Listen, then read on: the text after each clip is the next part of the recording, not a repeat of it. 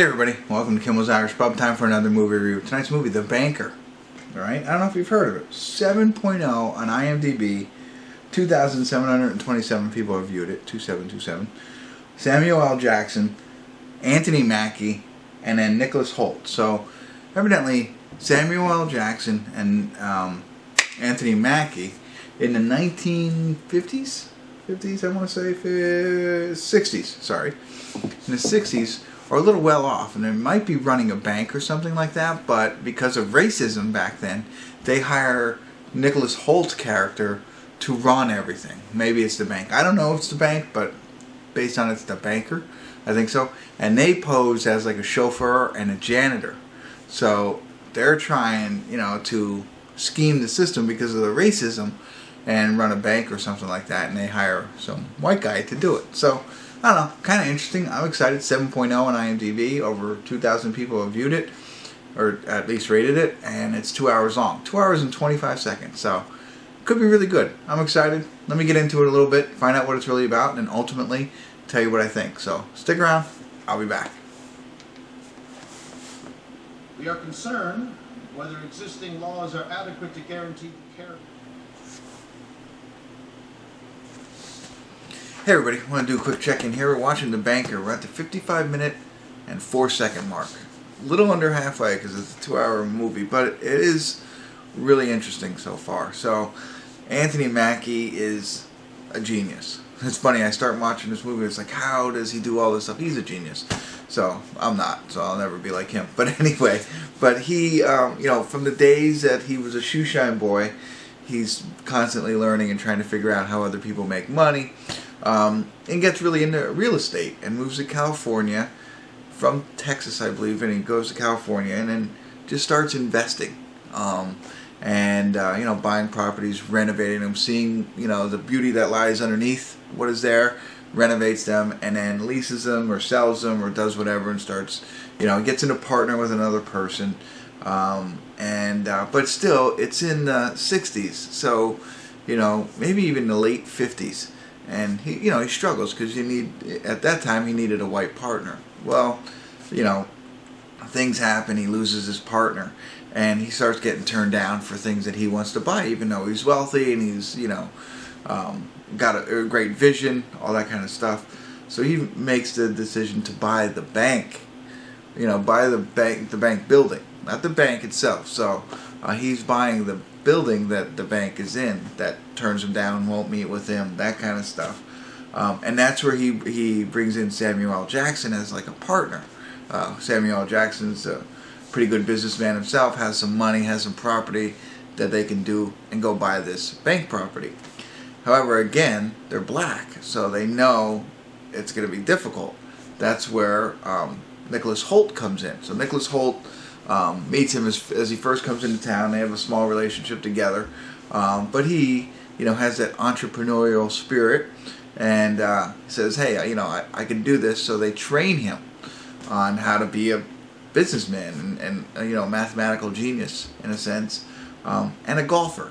So that's the only flaw in this whole thing. It took him a month, and he's a great golfer. That's just not fair. I've been golfing for many, many, many, many years, and I'm lousy.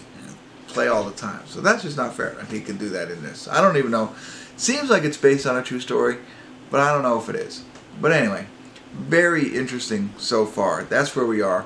They're using Nicholas Hoult to front their buying power to buy this bank, and he's going in to negotiate with them, and there's a lot of math involved, and he's got to learn it all or memorize it all in order to pull this off. And so we're under halfway through. Very interesting, and that's how it's going so far. So let me get back into it. And if anything interesting happens between now and the credits, I'll check back in. If not, I'll see you at the credits, and hopefully it stays as good as it is. Ultimately, let you know what I think. So stick around. I'll be back.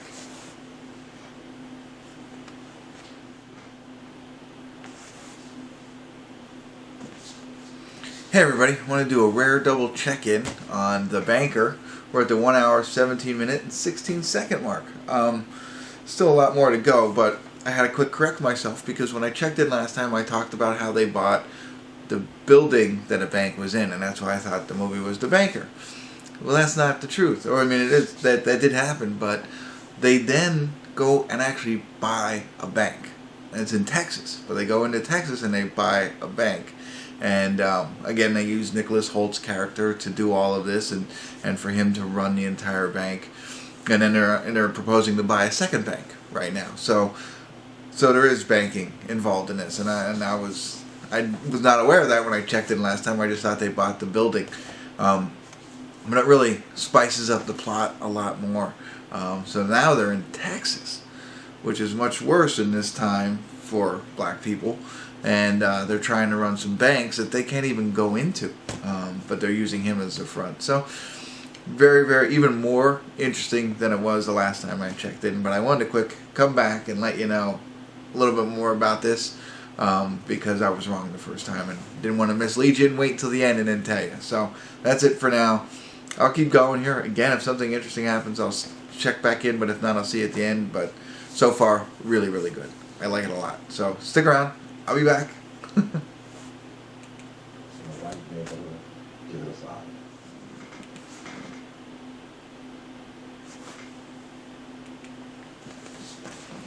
Hey everybody, we're at the credits of the banker, and it stayed really good. So everything I said, it continued. Now, I will caution this. I do feel it was a little long, but it, kind of wears on you a little bit. And after the last check-in, it really gets into banking, and it gets a little confusing. For me anyway. Maybe not for everybody. For me, it got a little bit confusing, but I hung in there and made it to the end and kind of understand what happened. And what I really like about true stories, it is based on a true story. Sorry, I thought it felt like it, but I didn't read that on IMDb, so I didn't know that for sure. But it felt like it is based on a true story. They show the words on the screen that show you what happens after the movie ends, and they show you actual pictures of the people they were portraying. Always love that. I think that really helps a lot. They, for the most part, they show what happens with Anthony Mackie's character and Samuel L. Jackson's character, but they don't really show what happens with Nicholas Hoult's character. So I don't know. They kind of left that out. I would like to have known that, but otherwise, it was very good. Especially now that it's a true story, because there's parts where it's like, oh, come on, but no. They tried to probably keep it as real as possible. At least close to the truth as possible, but very good acting from everybody, and a very well told story. And I don't have to repeat myself on everything else that I said. Really interesting. You stay interested the whole time. Like I said, it gets a little bit confusing, and it feels a little bit long, maybe because of that. But otherwise, it's definitely well worth the 2 hours that's in it. So. Check it out. Nothing else to say. If you do check it out, let me know. Drop me a comment. And if you haven't already, subscribe to my channel. Continue to tune in Kimmel's Irish Pub. Hopefully you enjoy it. Alright. See ya.